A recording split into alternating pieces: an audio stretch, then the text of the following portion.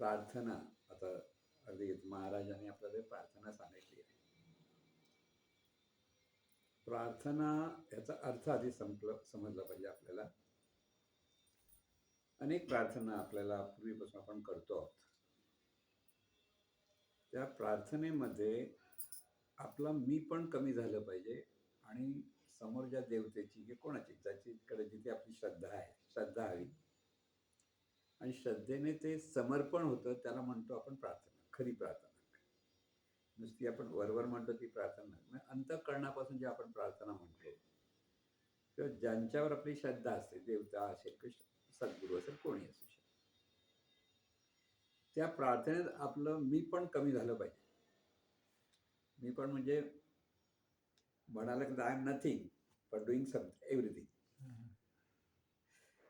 म्हणजे मी म्हणून कोणच नाहीये, पण सर्व कार्य चाललंय ते हे देवाचं कार्य चालू आहे, सोप्या भाषेत देवाचं. आणि त्यामुळे ही प्रार्थना म्हणजे ज्याची प्रार्थना करतो आणि जो प्रार्थना करतो, दोन्ही बाजू, म्हणजे जो प्रार्थना करणारा आणि ज्याची प्रार्थना केली पाहिजे तो, दोघं एकरूप झाले पाहिजे, त्याला म्हणतात प्रार्थना. म्हणजे हा सूक्ष्म अर्थ सांगतो मी. म्हणजे कसं होतं, लोकांना मार्गदर्शनाची का गरज आहे? आपण अनेक गोष्टी बरोबर करतो आहोत, म्हणजे देवाची पूजा करतो आहोत किंवा बऱ्याच वेळेला आपण जे उत्सव साजरे करतो, कृष्ण जयंती, शिवरात्री, त्यावेळेला सगळ्या प्रार्थना आपण करत असतो. पण आपल्याला त्यावेळेला आपण खरोखर म्हणजे अगदी मनापासूनही करतो, अंतःकरणापासून करतो, सगळं असं आपल्या भावना चांगल्या असतात, म्हणजे सद्भावना निर्माण होतात. तर ह्या सद्भावना आणि तेवढ्या टेम्पररी असतात, आपल्याला तेवढ्या परत आपण विसरतो. पण ह्या प्रार्थनेतून पुन्हा पुन्हा आपल्याला त्या समर्पणाचं स्मरण असलं पाहिजे. समर्पण काय? I am nothing but doing everything. सगळं कोण करतं? मी नाही करत आहे. म्हणजे मी पण कमी होण्यासाठी मी करतो, हा जो सतत आपल्याला भाव असतो ना, प्रत्येकाला असतो. म्हणजे तो सहज आहे, त्याला काही एवढं हे आपण म्हणत नाही. पण तो मी जेव्हा फुकतो तेव्हा गोंधळ होतो. म्हणजे सहज करतो पण ठीक आहे, मी केलं म्हणायला काही हरकत नाही. पण मी केलं त्याचं कौतुक समोरच्याने नाही केलं तर आपल्याला मनात खटकतं, किंवा मी केलं त्याच्याबद्दल, मी करतो त्याच्याबद्दल कोणी आदर व्यक्त केला तर आनंद होतो, पण कोणीतरी त्याचं वाईट बोललं की निंदात्मक बोललं किंवा टीकात्मक बोललं तर आपल्याला राग येतो. मग काय होतं? मी पण असतो म्हणून होतं. म्हणून इथे बाहेरच्या वस्तूवर आपल्या भावना अवलंबून न ठेवता आपल्याच ठिकाणी जे समर्पण होतं की तिथेच ते दिव्यत्व आहे, की तिथे सद्गुरुतत्व आहे, तो बोध जेव्हा होतो तेव्हा ती कधी प्रार्थना फळली. आणि त्यामुळे प्रार्थना म्हणायचं तर आपण अंतःकरणापासून प्रार्थना म्हणावी. आणि अंतःकरणापासून प्रार्थना म्हणताना ज्या देवतेची किंवा ज्या परमेश्वराचं आपण स्मरण करतो त्याचंच अस्तित्व आहे, माझं म्हणून काहीच अस्तित्व नाही, हा बोध तिथे आला पाहिजे. आणि ह्या बोधातूनच अखंड जीवन जगणं, मी त्याला म्हणतो अनुसंधान. कठीण आहे पण एकदा ती सवय लागली की आपोआप ती सुरू होतं कळलं. पण ती सवय आपल्याला लावायला लागते. आणि हे म्हटलं, ही चर्चा आणि साधना ह्या दोन गोष्टी खरं म्हणजे परमार्थाला अतिशय जवळ घेऊन जाणार आहेत. म्हणजे या भावनेतून, कारण चर्चा हवी आणि साधना हवी, दोन्ही गोष्टी आहेत. आणि भरपूर समाज झाला की हे होत नाही. म्हणजे समाज 100 माणसं आहे तर नाही म्हणत. तिथे इंडिव्हिज्युअली तुमच्या प्रत्येकाकडे तो भाव झाला की ती खरं तिथे पडलं. मग खूप माणसं हवीत असं नाही, खरी थोडीच हवी की ज्यांना हा बोध कळतो, की जे स्वतः पुन्हा विचारू शकतात की कोणतीही गोष्ट, की प्रश्न आहेत. आता ह्याच्यात असं नाही की हे करताना अनेक प्रश्न येतील परत, आणि ती चर्चा झाली पाहिजे. साधना म्हणतो की आपण ज्या सगळ्या गोष्टी जेव्हा करत असतो, चर्चा म्हणजे चर्चेतून बोध घेण्यासाठी, बाकी वितंडवाद वगैरे नाही. कसं आहे, हेमाडी पंथ म्हणून एक हेमाड आता सद्गुरू म्हणजे साईबाबांच्या काळातली गोष्ट आहे. जे दाभोळकर म्हणजे ज्यांनी साईचरित्र लिहिलंय त्यांचं नाव दाभोळकर होतं. आणि ही सगळी मंडळी मोठी मोठी होती, म्हणजे चांगली शिकलेली वगैरे त्या काळात, म्हणजे साईबाबांच्या काळातली. जायचे तिकडे एकत्र राहायचे एकत्र, आणि त्यांच्यामध्ये वाद असायचे, हे असं आहे ते तसं आहे. रात्री झोपल्यानंतर सकाळी नंतर मग साईबाबांकडे जाण्याच्या अगोदर ते चर्चा, म्हणजे थोडस आपल्या गोष्टी सांगत राहणं मोठमोठ्या. तर ते जे दाभोळकर त्यांना खूप सवय होती अशी, आणि त्याला साईबाबा त्यांना हेमाडी के हेमाडपंथी असं काय, कसे आहेत हेमाड असं काय त्यांचं नाव वेगळं जरा साईचरातली गोष्ट. आणि ह्याच्यातून काय माहित नाही असेल. तर इथे काय असायचं, ह्या चर्चेमध्ये मी पण खूप असायचा प्रत्येकाचा, कारण प्रत्येक जण हुशार होता, ज्ञानी होते ना, म्हणजे अगदी डिग्री होल्डर होतं म्हणून त्यावेळेचे मॅजिस्ट्रेट बी त्या लेवलचे होते सगळे मंडळी. दीक्षित मग मुंबईचे होते. तर तिथे गेल्यानंतर साईबाबा त्यांना म्हणाले, काय कसे काय चाललंय तुमचं, असं म्हणायचे. आणि मग एकदा सांगितलं, तिथे डुक्कर असं कचऱ्यामध्ये होतं. मग त्या डुकराला काय आवड आहे म्हणायची त्या गोष्टीची. म्हणजे त्यावेळेस त्यांनी ते साईचरित्रात लिहिलं की आपण हे वाद घालत बसतो, म्हणजे नको तिथे चर्चा नाही. चर्चा ही अशासाठी असली पाहिजे की ती आपल्याला बोध घेता आला पाहिजे, कळेपर्यंत विचारता आलं पाहिजे. प्रश्न विचार काय परी काय म्हणतो त्याला, परिप्रश्न. हा परिप्रश्न म्हणजे काय, आपल्याला बोध होईपर्यंत तो प्रश्न विचारला पाहिजे. आणि जोपर्यंत समजत नाही तोपर्यंत विचारत राहायचं. त्यासाठी शरम वाटता कामा नये, काही नाही. ते लहान मुलासारखं वाटायला काही हरकत नसते, कारण तिथे कसली लाज. कारण शेवटी आपल्याला तो बोध घ्यायचा आहे, आणि हे जोपर्यंत बोध होत नाही ना तोपर्यंत मार्ग मिळत नाही.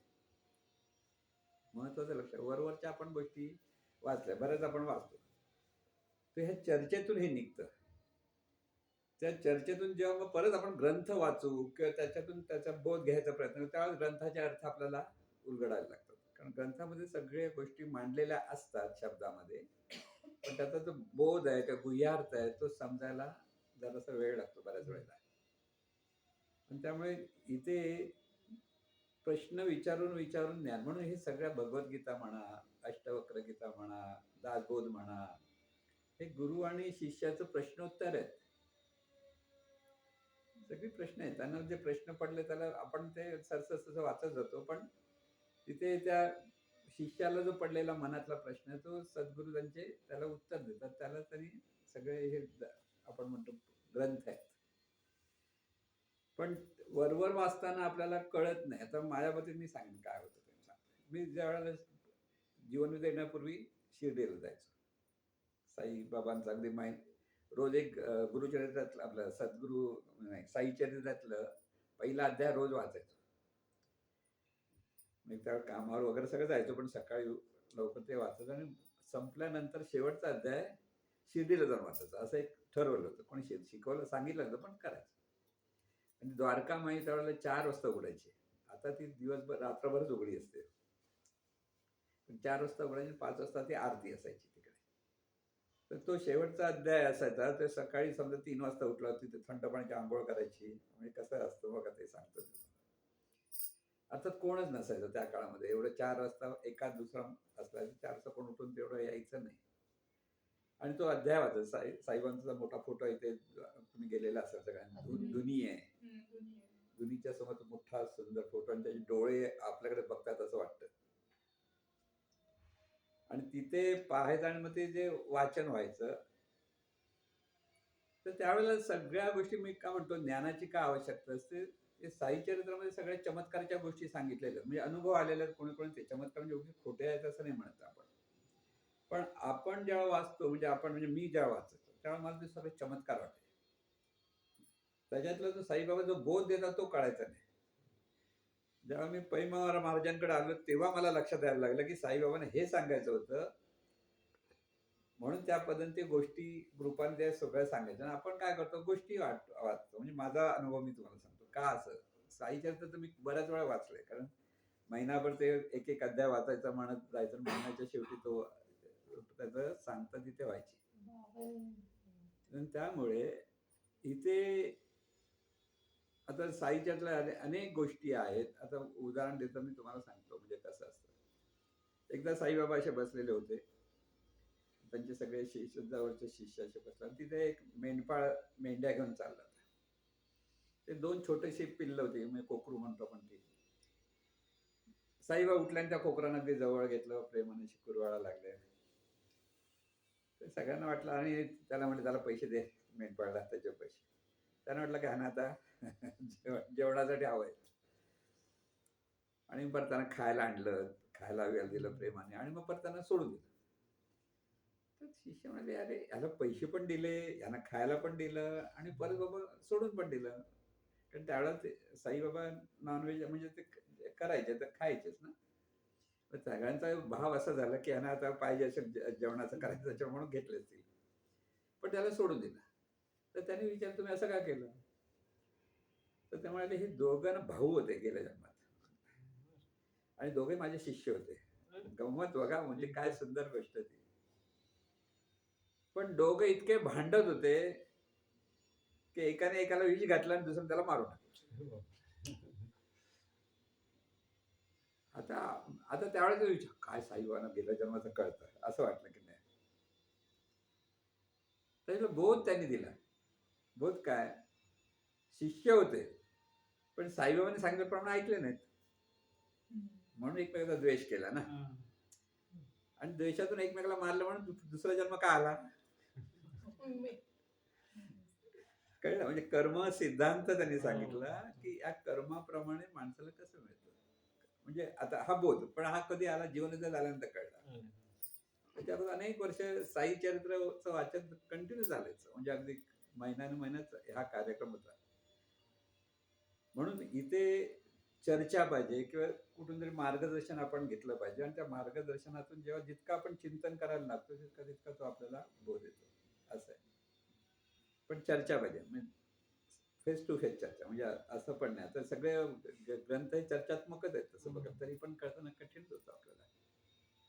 म्हणून सांगायचा बोध काय प्रश्न एवढ्यासाठी विचारा, की आपल्याला बोध घेता आला पाहिजे. कळलं ना? आणि प्रत्येकाकडे प्रश्न असतो, पण आपण विचारतो कसं काय आपण विचारायचं? असंही नाही. जो येईल तो प्रश्न विचारायला काही हरकत नाही. कारण आपल्याला त्याच्यातून बोध घेता येईल. कळलं ना? असं त्याचा अर्थ. मग सुरुवात करून दिली. आता तुम्ही विचारा काय करायचं? हां, विचार. काका आपण जेव्हा म्हणजे श्वासस्मरण करतो किंवा बाकीच्या कुठल्याही साधना करतो आपण त्यावेळेला मी तुमचं ते एक दिवसस्मरण जे निळकंठने अपलोड केलेलं आहे युट्यूबवरती ते परत परत ऐकतो मी कसं बघायचं काय बघायचं आणि कुठे बघायचं.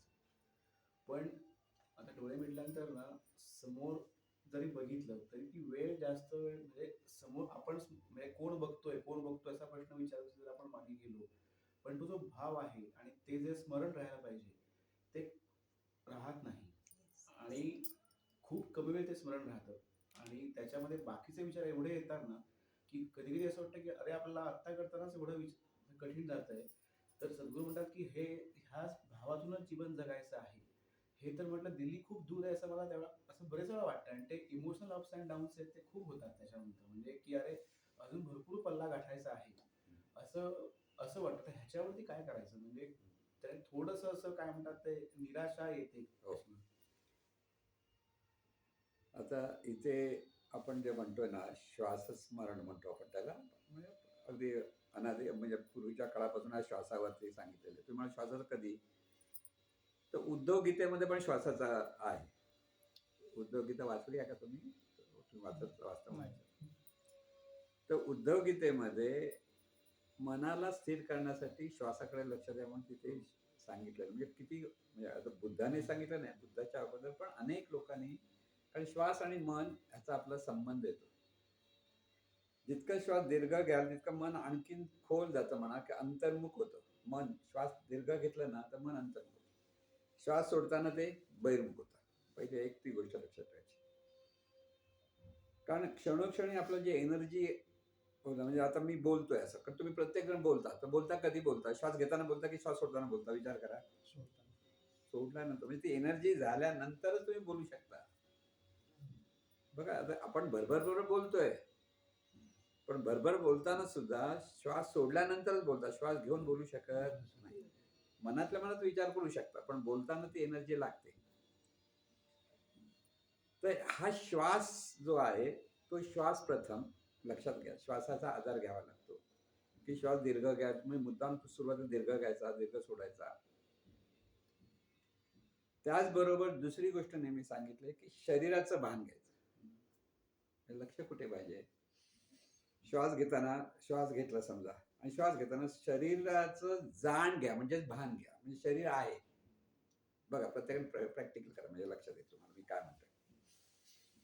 दीर्घ श्वास घ्या, म्हणजे संपूर्ण शरीराला जाणलंय बघा तुम्ही. आता श्वास सोडा.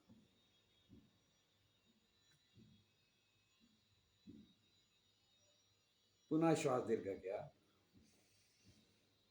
शरीराचं भान घेत घेत, आणि पुन्हा श्वास सोडा.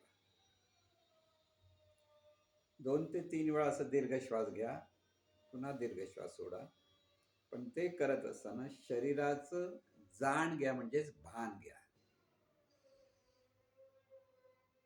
थोडा किंचित थांबा आणि परत श्वास सोडा. श्वास सोडताना घशातून श्वास सोडा, म्हणजे लक्षात येईल तुम्हाला की तो हळूवार सोडता येतो, नाहीतर श्वास पटकन निघून जाईल नाकातून. म्हणून श्वास दीर्घ घ्या, श्वासात शरीराचं भान घेत घेत थोडा थांबा आणि घशातून श्वास सोडा, म्हणजे तो अतिशय नियंत्रित होऊन तो श्वास बाहेर पडेल.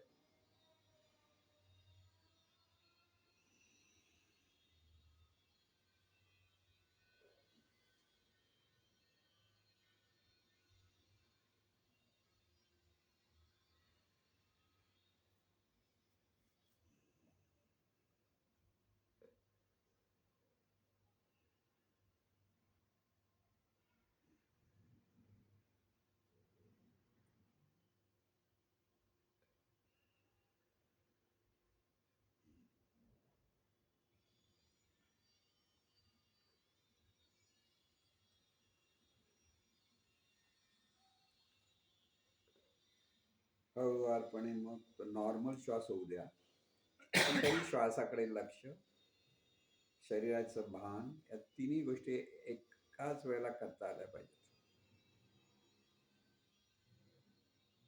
आता नॉर्मल श्वास आहे, पण तो घेताना सुद्धा शरीराचं भान,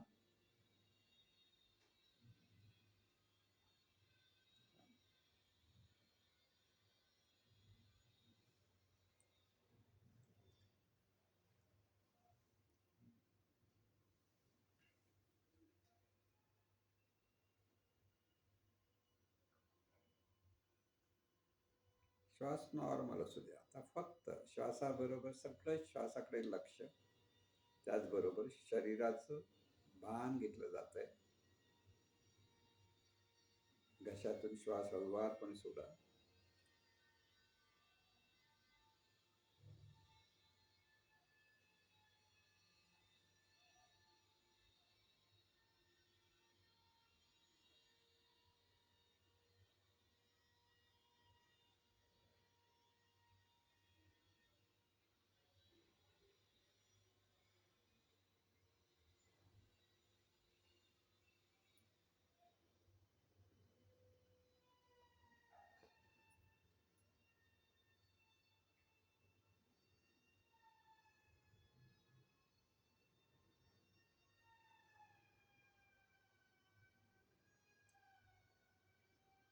संपूर्ण श्वासाकडे लक्ष असू द्या.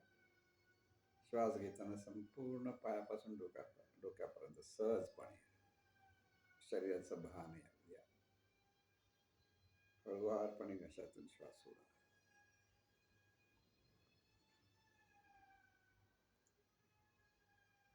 संपूर्ण शरीरामध्ये हा एनर्जी फ्लो चालू होतो.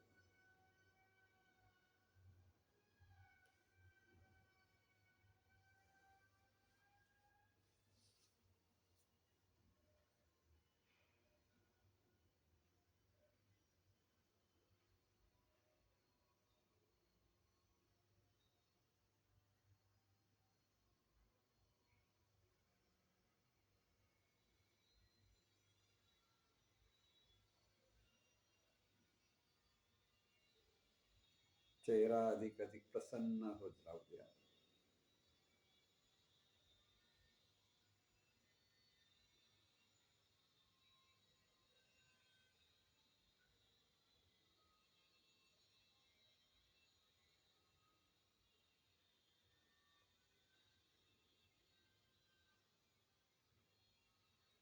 ह्या प्रोसेसमध्ये आनंद अनुभवत आहात,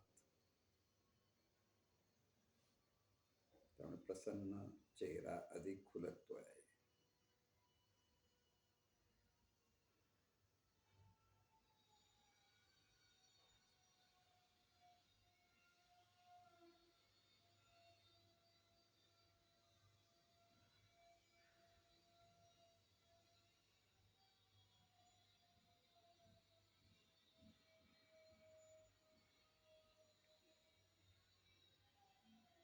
श्वास अधिक भान, अधिक प्रसन्न चित्त.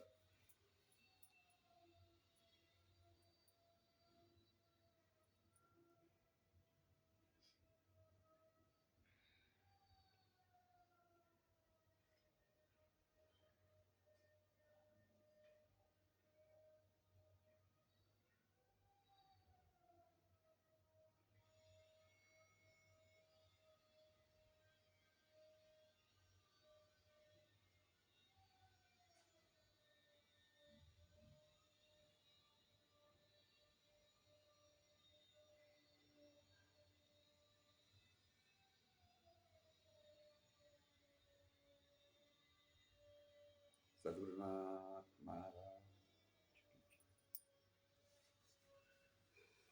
विचार आला आता? एक प्रकार ध्यान केलं का आपण? एक प्रकारचं ध्यानच आहे काय? नाही, आता विचार आला कमी आले तरी पण येत आहेत तुझ्याकडे. तुमच्याकडे विचार आले? कॉन्सन्ट्रेशन. मला कसं वाटलं? आता इथे तुम्ही म्हणाल इथे काय व्हायला पाहिजे आणखी? संपूर्ण श्रद्धेने, म्हणजे कशी आपण साधना कशी पक्की होते तुम्ही का अडचणी कुठच्या येतात? तुझ्याकडे तुझ्या कामाचे किंवा तुझ्या काही संसारातले इतके विचार असले पाहिजेत की ते अजून परत परत येतात. कळलं ना? हा विचार काय असतो? कारण तो विनीत तिथे राहतो. एक विचार का राहतात आपल्याकडे तरी सुद्धा, की आपण अमुक तमुक जो आहे तो सोडायला मागत नाही. कळलं ना? आता फक्त मी काय सांगतो, श्वासाकडे लक्ष द्या, शरीराचं भान घ्या आणि संपूर्ण प्रसन्न चित्ताने तो अनुभव करा. इथे कोण करतं, काय करतं, नाम घ्या, काही सांगितलं नव्हतं. कळलं ना? फक्त तेवढंच करायचं. म्हणजे तिथे विनीत पण उरता कामा नये की कोणीच उरता कामा नये. मग मी काय सांगणार, आय एम नथिंग. हा जो बोध आहे ना, तो लक्षात की आपण कोणच नाही आहे. तो जो अहंकार जो आहे तो मी अमुक आहे, तो मी आहे, हाच अहंकार आहे आपल्याकडे शरीराच्या पेक्षा. तर तीच भोग म्हणून म्हटलं समर्पण पाहिजे. समर्पण पाहिजे म्हणजे परमेश्वराकडे समर्पित करू शकतो, परमेश्वर नाही समजलं सद्गुरूकडे समर्पित करू शकतो, किंवा एखादी आपल्याला श्रद्धा असते एखाद्या देवतेबद्दल, तिथे समर्पण कुठेही एक पाय आलं पाहिजे. आणि त्याच्यातून हे जेव्हा पुन्हा पुन्हा जेव्हा करता येईल तेव्हा ते अंतर्मुक्त सुरू होईल पटकन. म्हणजे ती किती म्हणजे बराच वेळ करता आलं पाहिजे. आपण थोडा वेळ घेतला प्रयोग केला की आपल्याला नेमकं काय साधायचं ते लक्षात. पण ते अशा पद्धतीने आणि अत्यंत श्रद्धापूर्वक. म्हणून म्हटलं ना, हे आपण सकाळच्या वेळेला ते लवकर जमतं. इतर वेळेला जरा विचार भरपूर घुसलेले असतात आपल्या आतमध्ये, एकसारखे चालू असते चक्र, त्यामुळे ते जमत नाही. पण कधीही बसलं तरी जमलं पाहिजे, हे एक लक्षात ठेवा. सकाळी आपण जरी म्हटलं तरी तुम्ही म्हटलं तुम्हाला वेळ आणि तुम्ही बसला, किंवा भरपूर विचार येतात, भरपूर चिंता, काहीतरी त्रास आहे, सगळं सोडायचं असेल तर श्वास घ्या, शरीराचं भान घ्या आणि त्याच्यात बराच वेळ थांबा. बराच वेळ थांबायचा म्हणजे घशातून श्वास सोडायचा. म्हणजे ती प्रक्रिया जाणीवपूर्वक श्वासाकडे लक्ष राहायचं. जाणीवपूर्वक श्वासाकडे लक्ष आणि सहजपणे शरीराचं भान, दोन गोष्टी. इथे भाव सांगितला नाही काहीच, फक्त प्रक्रिया सांगितली. अशी क्रिया केली तरी मन शांत होतं. मन शांत होण्यासाठीच ही प्रक्रिया. म्हणजे मन चंचल आहे आपलं, मनामध्ये अनेक विचार येतात. आणि विचार येऊ नये असं म्हणून बघाल तर सारखे विचार सुरू होतात. असंही म्हणतात ना, पण जितके विचार येऊ देत तितके त्यांच्याकडे लक्ष नाही द्यायचं खरं. लक्ष द्यायचं नाही त्याच्याकडे. हा, विचार आले की अजिबात लक्ष द्यायचं नाहीये. जिथे येतात ते श्वासाकडे येऊ लक्ष द्या. मी काय पॉइंट एक एक शब्द लक्षात घ्यायचं म्हणून बोध घेतला पाहिजे. लक्ष सगळं श्वासाकडे. तिथे विचार येणार नाहीये तसं नाही, पण जितकं आपण श्वासाकडे जास्त जास्त लक्ष द्यायला लागलो आणि जसा वेळ जाईल तसे ते विचार एकदम हळूहळू कमी होतात. अशी पण एक वेळ येते की आपण कुठे आहोत, का आहोत हे भान राहत नाही, अशी स्थिती होते. तिथे अजूनही आपण भाव नाही दिला. भावे विना देव न कळे निसंदेह, गुरु विना अनुभव कैसा कळे, असं जे सांगतंय ना हरिपाठामध्ये. भाव कसा धरायचा ते पुढची गोष्ट. आणि नेमकं भान म्हणजे काय हे कळलं पाहिजे म्हणून सांगितलं की ते भान कळलं पाहिजे की नेमकं भान म्हणजे काय. शरीर आहे हे आपल्याला भान आहेच, प्रत्येकाला भान आहे. तुम्हाला भान नाही असं नाही, आपल्या लक्षात घेत नाही एवढंच की आपण सतत चालतो बोलतो. तर बघा एकदा वेळेस पाय डोल गेला की पटकन कसे सावरायला जातो, कारण तिथं भान असतं म्हणून. पण ते भान आपण घेतो आहोत हे लक्षात घेत नाही. त्यामुळे शरीराचं भान घेता खरं म्हणजे शरीराचं सतत भान आहे. आणि मग तिथे पुढे भावाकडे वळता येतं. म्हणजे साधनेचे जे टप्पे आहेत ना, म्हणजे पहिलाच लक्षात आलं पाहिजे नेमकं आपण काय करायला पाहिजे, कृती काय केली पाहिजे. ही कृती पहिल्यांदा समजली पाहिजे आणि मग त्याच्यातून नितांत श्रद्धेने ते करत राहिलं पाहिजे. आता भाव काय असला पाहिजे हा पुढचा प्रश्न येतो. इथे भाव काय असला पाहिजे. म्हणून भाव म्हणून साधनेलाच बसताना पहिलाच विचार करायचा मी कोणच नाही.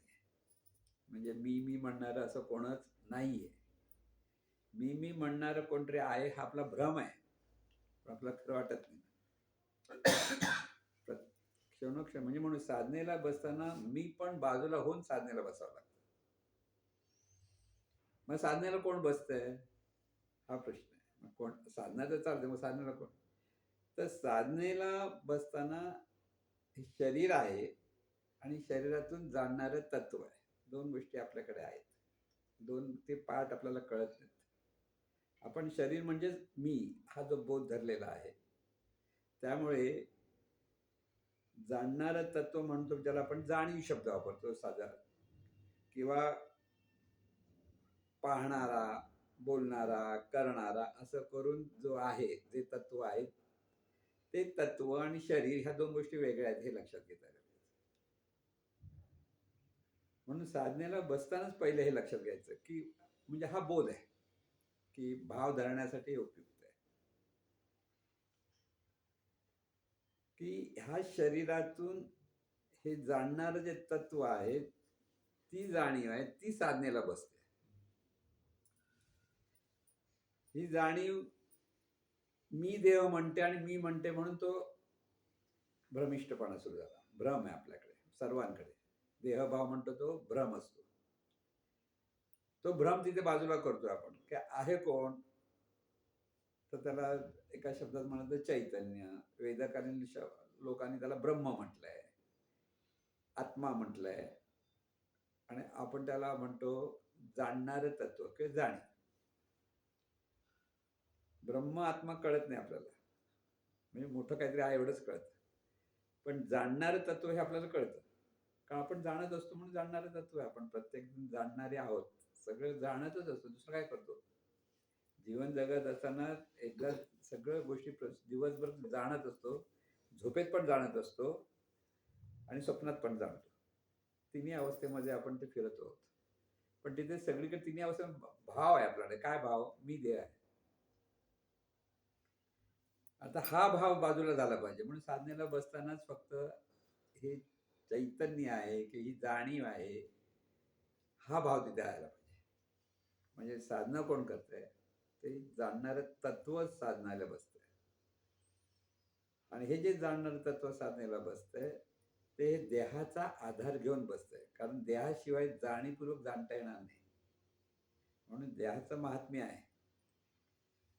पण आहे कोण, तर आहे ते हे चैतन्य आहे. इथे मी तू हा भाग घ्यायचा नाही. लक्षात ठेवा. भाव धरताना म्हणजे साधनेला बसताना आहे ते चैतन्य. चैतन्य कसं जाणतं कोण?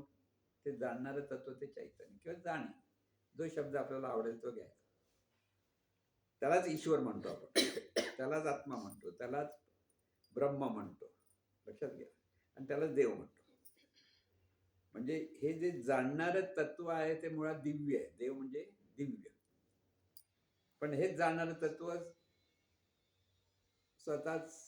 स्वतःचा देहभावातून संकुचित झालं. म्हणजे तुम्हाला हे असं कसं होऊ शकतं?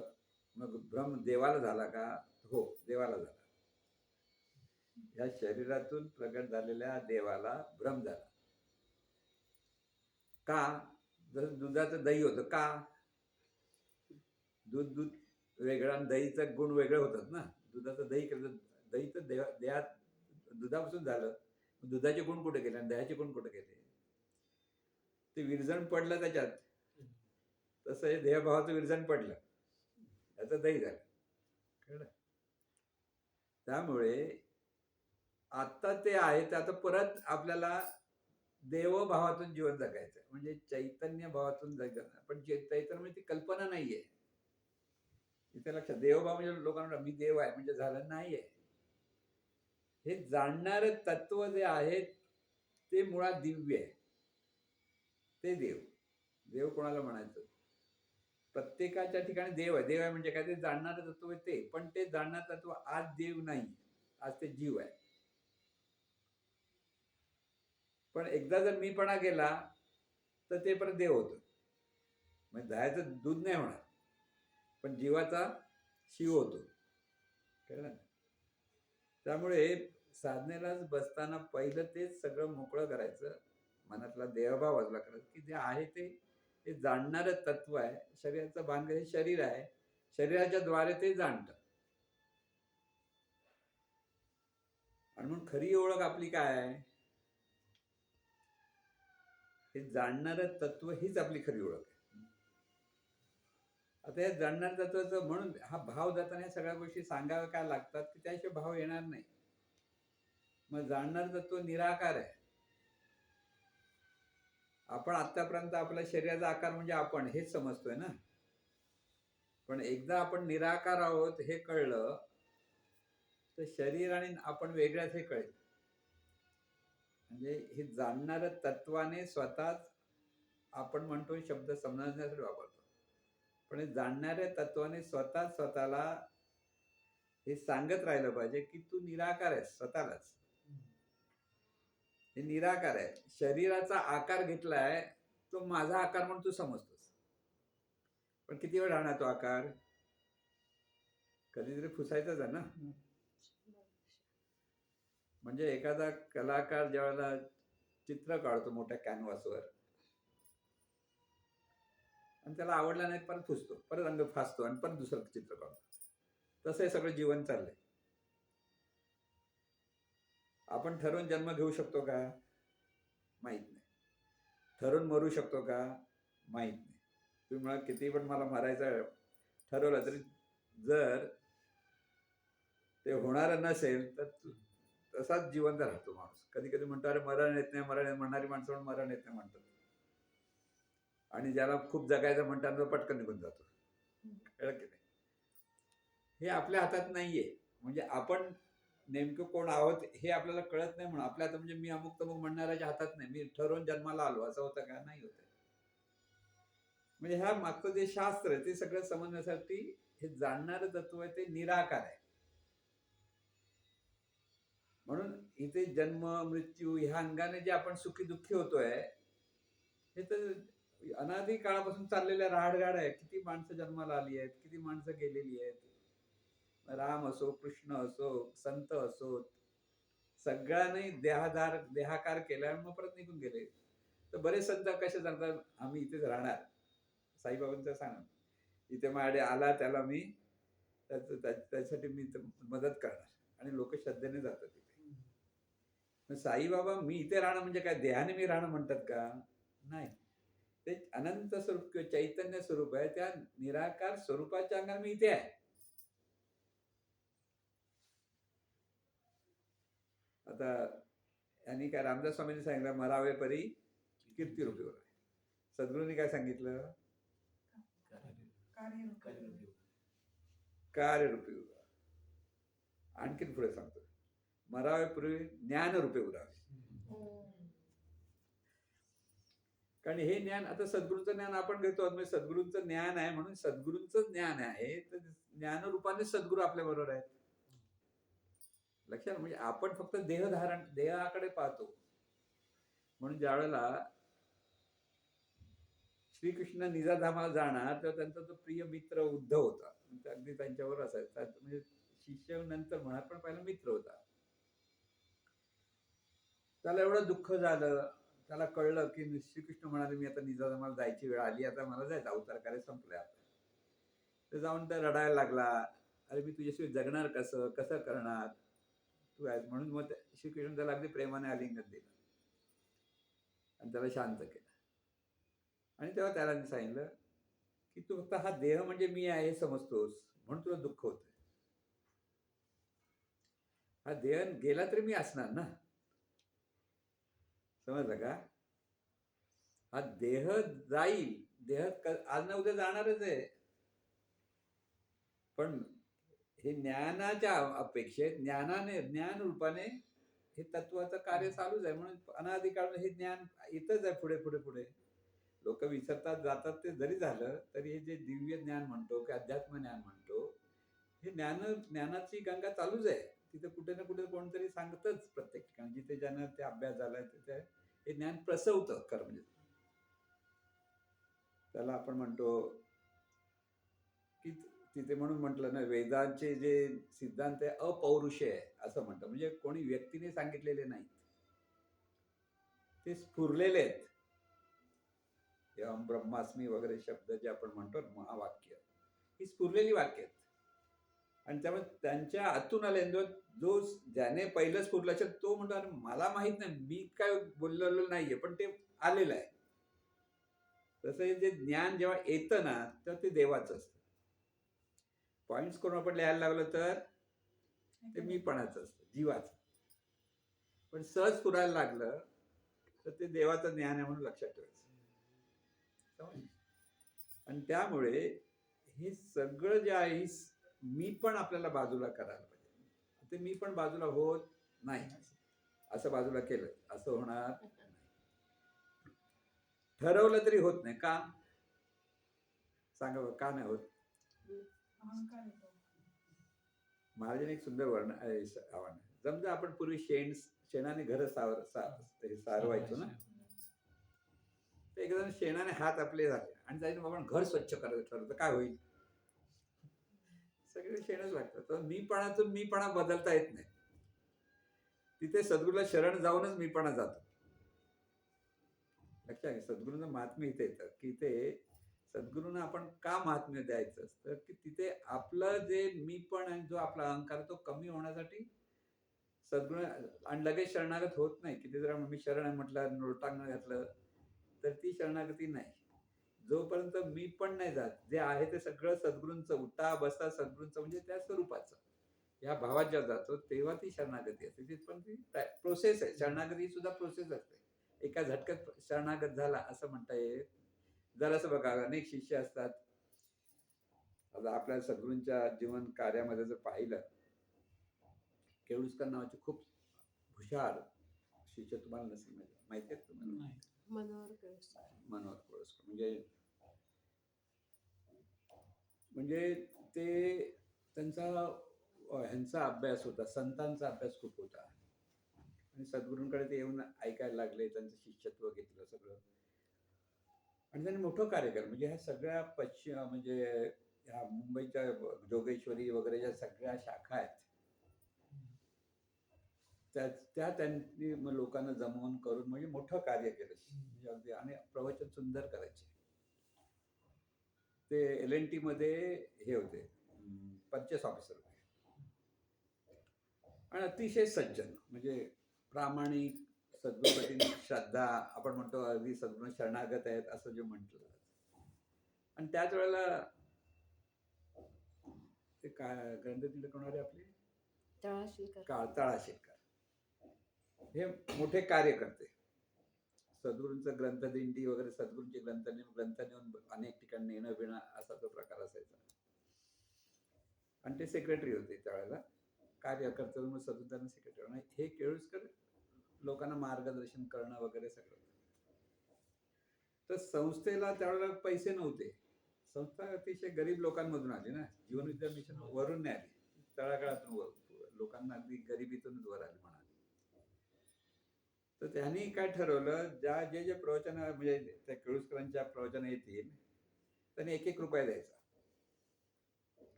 त्यावेळेला पण 1-1 रुपया महाग असेल कदाचित. आता 1-1 रुपया काही म्हणत म्हणजे आताचे 10 रुपये म्हणा, तसं काहीतरी असेल. एवढी खूप मोठी रक्कम नव्हती.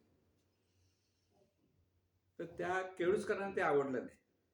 ते म्हणाले, मी परचेस ऑफिसर आहे L&T मध्ये, मी 1 पैसा म्हणजे इतके प्रामाणिक होते. त्यांनी परचेस ऑफिसर म्हणजे माहिती आहे ना, थोडंसं कमिशन विमिशन मिळतं असा एक प्रकार असतो.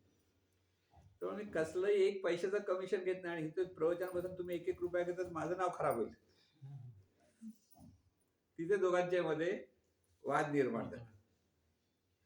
तहसीलकर काय ऐकायचे नाहीत, तेही हट्टी आणि हेही हट्टी.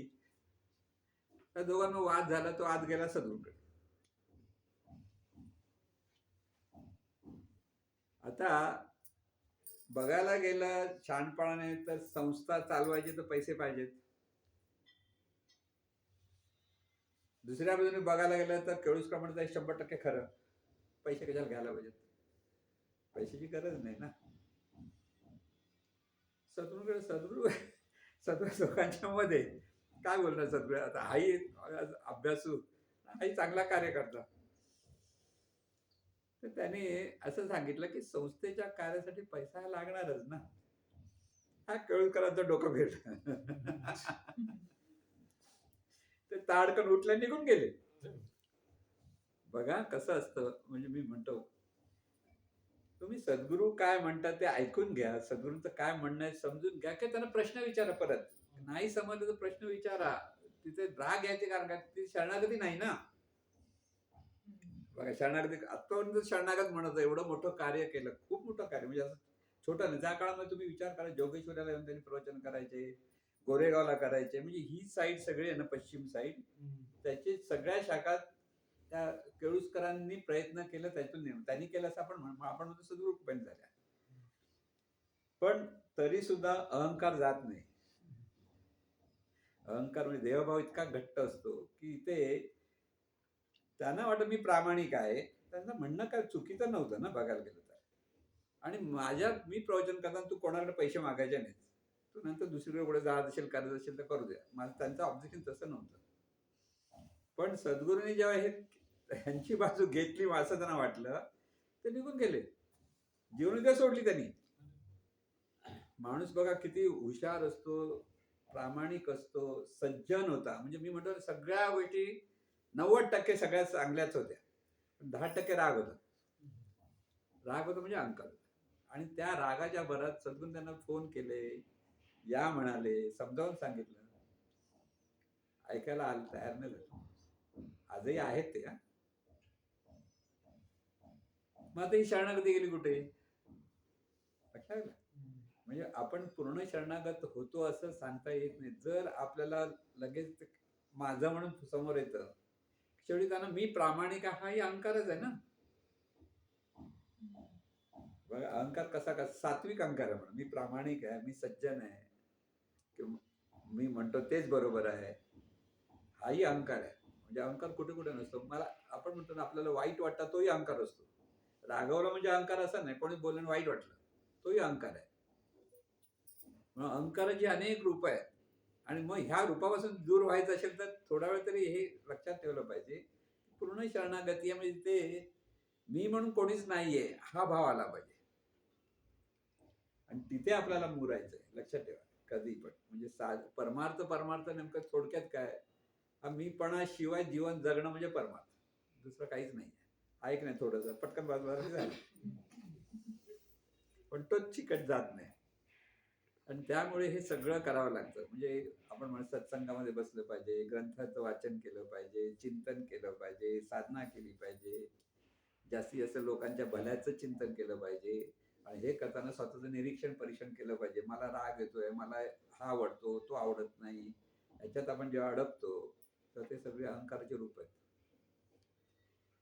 म्हणून अहंकार, महाराज नेहमी म्हणायचे, जसा कृष्ण हा जसा चोर आहे ना, तसा अहंकार पण चोर आहे. तो पण कधी असाच लपून बसलेला असतो आणि कधी बाहेर पडतो तर सांगता येत नाही. आणि म्हणून हा साधनेला बसताना पहिलंच हे लक्षात ठेवायचं, आय एम नथिंग. म्हणजे हा मी अमुक अमुक काही खरं नाही आहे. ते सगळं हे चैतन्य स्वरूपाचं कार्य, या जाणीवेचं कार्य चालू आहे. या जाणीवेला नाव नाहीये, गाव नाहीये, जात नाहीये, धर्म नाहीये, पंथ नाही, काही नाही. जाणीव निराकार. निराकाराला काय असतं? हवेला काय धर्म आहे, हवेला काय जात आहे, हवेला पंथ आहे, काय नाही. त्याचं स्फुरण आहे, ते हवेचा नियम आहे, आपण ते चाललंय. किंवा पाण्याच्या बाबतीत म्हटलं तर निराकार आहे, त्याला कसलाच आकार नाही. कशात घाला तिथे आकार घालतो ना. तसे आपण निराकार आहोत.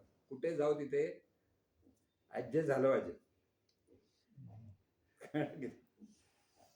तर तसं ऍडजस्ट व्हायला लागलं तर तुम्ही निराकाराचे तुम्हाला पटेल. तर विनीत दादा म्हणतो डोळ्यासमोर बघण्यासाठी आपण हे करतो ना, म्हणजे बोल ना, विचार. त्याचं असं अपेक्षा आहे का बा आपण डोळे बंद करून नुसतं बघणं होतं ते म्हणजे जाणणं आहे का? आपण संपूर्ण शरीर पण जाणतो.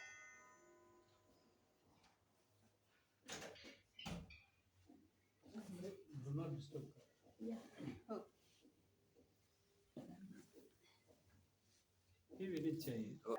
आपण शरीर सर्व अंगाने पाहणं. पण मेन म्हणजे गोष्ट डोळ्याने पाहणं हे जास्त असतं. दिसत नाही ना सर डोळे बंद केले, पण ऑटोमॅटिक मध्ये आपलं शरीर जाणलं जातं ना. हो, दिसत नाही का डोळे बंद करायचे, की बाह्य जगाशी विषयांशी आपण संबंधित होत नाही, व्हायचं नाही म्हणून. तेवढ्यासाठी बाहेरच्या जगापासून आपण वेगळे झालो. मग तिथले विचार थांबले असं म्हणतो. पण विचार येतात तरी पण ना. मग ते पाहणारं तत्व ते त्या तत्वाने हा हे जाणीवेचा अभ्यास म्हणजे जाणण्याचा अभ्यास आपल्याला करायचा आहे. म्हणून तिथे बसायचं. म्हणून जाणणारं तत्व आहे हा भावामध्ये. आता तिथे भाव धरला. काय भाव धरला? त्यात जाणणारं तत्व तेच देव आहे. आणि श्वास घेतला, श्वास धरला, श्वास सोडला. आता हे जाणणारं तत्व मन, ह्याच्यामध्ये फरक काय? शरीराच्या अंगाने जे होतं ते मन. नाही, मन म्हणजे आम्ही कोणीतरी अमुक तमुक शरीराच्या अंगाने. म्हणजे भ्रम, जाणीवेला भ्रम झाला की तेच मन होतं. आता हे जे मन म्हणतो म्हणजे परत दुसऱ्या भाषेत सांगतात. मन, चित्त, बुद्धी, अहंकार असे 4 अंतरेंद्रिय जे सांगितले जातात ना. म्हणजे मन म्हणजे सतत आपल्याकडे जे विचार येतात, करावं की करू नये, असं करावं तसं करावं, संकल्प विकल्प म्हणतात त्याला ते. तो म्हणजे विचारांचा सगळा गड्डाच असतो. सतत विचार येतात म्हणतात ते मन. संकल्प विकल्प आपल्याकडे येतात, अनेक अनेक गोष्टी आतून येतात. ते सगळे मनाचे प्रकार आहेत. ते मन सुद्धा आपल्यासाठी विषय आहे. विषय म्हणजे दृश्य जगत. विषय म्हणजे काय? हे सगळं जे बाहेर पाहतो ते सगळे विषय. विषय आणि वस्तू याच्यामध्ये फरक काय? हे सगळं प्रथम वस्तू. म्हणजे आता हे घर आहे, हे वस्तू आहे म्हणून वास्तू म्हणतो पण त्याला, पण वस्तू आहे. त्या वस्तूशी मी माझे पण चिटकवलं की तो विषय झाला. माझं घर की हे तुमच्यासाठी विषय आहे. माझं घर नाही म्हटलं तर ती वस्तू आहे. नाही म्हटलं तरी ती वस्तू नाही, तोही विषय. माझं घर नाही म्हटलं तरी त्याच्याशी संबंधित झालात ना, तोही विषय. म्हणजे माझं म्हणून तिथे काहीच उरता कामा नये, तर ते असतं ती वस्तू आहे. म्हणून बोर्ड तिथे समोर आणखीन एक लावायचं, हे घर देवाचं आहे. आणि देव इथे राहतात, दुसरं वाक्य लिहायचं. म्हणजे वाचताना तुम्ही आतमध्ये येताना सगळ्यांना प्रत्येकाने वाचा, हे देव घरात, हे देवाचं घर आहे म्हणून आतमध्ये या. कळलं? असो. तर इथे माझं पण निघालं पाहिजे, मी पण गेलं पाहिजे. म्हणून पाहण्यातून जास्त लक्ष, आपण डोळ्याला का लक्ष दिलं, जास्त फोकस, कारण ते पाहण्यातूनच जास्त आपण या गोष्टीचे अनुभवत असतो. आणि पाहण्यातून सगळे विचार माझेपणाचे चालू असतात. म्हणून साधनेला बसताना हे मी पण बाजूला गेलं पाहिजे. म्हणून शरणागतीचा भाव धरा. पूर्ण शरणागती असेल नसेल याचा विचार करू नका, की आहे ते सद्गुरूंचं, आपल्या सद्गुरूंचं स्मरण केलं की सद्गुरूंना पहा, की सद्गुरूंच्या पाठी शरणागत व्हा. हे सर्व तुझं आहे म्हणा, की शरीरही तुझं, ही जाणीव तुझी, आणि तूच हे सगळं कार्य करून घेतोस. आणि मग श्वास घ्या, भान घ्या. मग हे जाणणारं तत्व जाणत आहे या भावात राहा. हे सगळं कृती भाव का आधी भान सांगलं, फक्त श्वास घ्या, श्वास सोडा. हे भान म्हणजे ही प्रक्रिया आहे, प्रोसेस आहे. तिथे आता भाव धरायचा आहे. भाव काय धरायचा आहे? हे जे आहे ते जाणीवेचं म्हणजे देवाचं. देव आणि जाणीव वेगळी नाही. देवाला वर पुढे पाहायला जायचं नाही. शरीराचा देव आहे असं जे संत सांगतात, तो हा देव आहे. देव पाहतोय. मग सगळे विचार जातील जर कळले तर. कळलं? मला एक 2 प्रश्न आहेत. तुम्ही आता म्हटलं की वाईट वाटतं तेव्हा सुद्धा अहंकारच आहे. त्याच्यावर जरा उलगडा करायला का? वाईट कुणाला वाटतं आणि तो अहंकार बघा, आपल्याला कोणतरी, आपण खूप चांगलं सगळं करतोय, सगळ्यांशी चांगले संबंध ठेवतो. म्हणजे आता आज संस्थेमध्ये म्हणा किंवा आपल्या समाजामध्ये, कुटुंबामध्ये बघा, कुटुंबामध्ये पण बघा, आपण एकमेकांवर प्रेम करतो. प्रत्येकाने आपल्या काही अपेक्षा असतात. पण चांगलं बोलावं एवढी अपेक्षा तरी काय वाईट नाही. ती खूप माफक अपेक्षा, की समोरच्याने आपल्याशी चांगलं व्हा, आपण त्याच्याशी चांगलं बोलावं. आणि अशा ह्याच्यात कोणतरी आपल्याला काहीतरी टोचलेलं बोलतात, काहीतरी कुठेतरी आपल्याला लागतं. कधी कधी बोलताना होतं ना, कधी समोरच्या मनात नसतं सुद्धा, पण तो शब्द आपण धरून बसतो. त्याने मला असंच बोलला, आणि त्याचं आपल्याला वाईट वाटतं. रागवत नाहीये. म्हणजे थोडक्यात समजा आई वडील आहेत आपले, आपल्याला त्यांच्यावर आदर आहे, सगळं आहे, आणि आपण काहीतरी केल्याबद्दल वडील किंवा आई काहीतरी बोलली, त्यामुळे आपण रागवत नाही, कारण आपलं त्यांच्यावर खूप प्रेम आहे. ते म्हणतात ते बरोबर असतं, पण त्याने ते रागवलं त्याचं वाईट वाटतं. अरे एवढं मी हे करतो तरी वाईट, मग इथे मीपणा असतो म्हणून वाईट वाटतं. आता समजा हा मीपणा गेलेला असेल एखाद्या मुलाकडे, आई वडील बोलले तरी त्याला वाईट वाटणार नाही. तो समजून घेण्याचा प्रयत्न कर, चुकलं काय काय ते सांगतं, म्हणजे दुसरा बोध काय आहे, इथे कसं वागलं पाहिजे ह्या जाणीवेने, मी नाही. ते स्मरण राहिलं तर, नाहीतर वाईट वाटणार. कारण वाईट वाटणं म्हणजे कोणाला वाईट वाटतं? मी अमुकला वाईट वाटतं. आता या दोन्ही बाजू बघितल्या, पॉझिटिव्ह साईड आणि ही वाईट वाटणं साईड. मग अशा सिच्युएशनमध्ये मग काही अपेक्षाच ठेवायच्या नाहीत असं आहे. हा, अपेक्षा ठेवणं हा सहज भाव आहे आपला, बघा, पण त्याचा आग्रह असता कामा नये. अपेक्षा आग्रह. माझा मुलगा सगळं चांगलं करतोय समजा, पण माझ्या मनाच्या विरुद्ध काही गोष्टी त्याला तो करतोय, मला वाईट वाटतं. का? मी याचा बाप आहे आणि हा असा वागतो. कळलं ना? पण तुम्ही दुसरा बाजूने विचार करणार, हे नातं तुम्ही सांभाळताय म्हणून तुम्हाला वाईट वाटतं. ते स्वतंत्र व्यक्तिमत्व आहे, तुम्ही स्वतंत्र व्यक्तिमत्व आहे. ती एक जाणणारं तत्व आहे, तुम्ही जाणणार तत्व आहे. तुमच्याकडे तुम्ही प्रेमाने त्याच्यासाठी करत राहायचं. त्याच्याकडून ते काही आलं असेल तर एकतर मोकळेपणे त्याला सांगावं की बाबा हे असं बोलतो ते हे असं बरोबर नाही, त्यात वाईट वाटायला पण नको, ते सांगावं. पण ऐकणारा नसेल तर भलं होते म्हणून शांत बसावं. कळलं? मग इथे राग पण येत नाही, वाईट पण वाटत नाही. सद्गुरू आणि शिष्यांमध्ये हे नातं असतं. सद्गुरू शिष्य ऐकत नाही, माहिती असतं त्याला, समजावून सांगितलं तरी काही वेगळं. आता जसं मग केळुसकर सारखे आणखीन अनेक होऊन गेले महाराजांच्या काळामध्ये. आपण जर इतिहास पाहिला ना, इतिहास पहा, तर तिथे अनेक लोक रागावणार, किंवा सद्गुरूंना पण बोलणारे लोक भेटलेले आहेत. पण सद्गुरू वाईट वाटून गपचूप बसले का? क्षणभर वाईट वाटलं पण असेल, नाही असं म्हणत नाही. माणूस आहे, भावना आहेत, पण त्यात गुंतत नाही.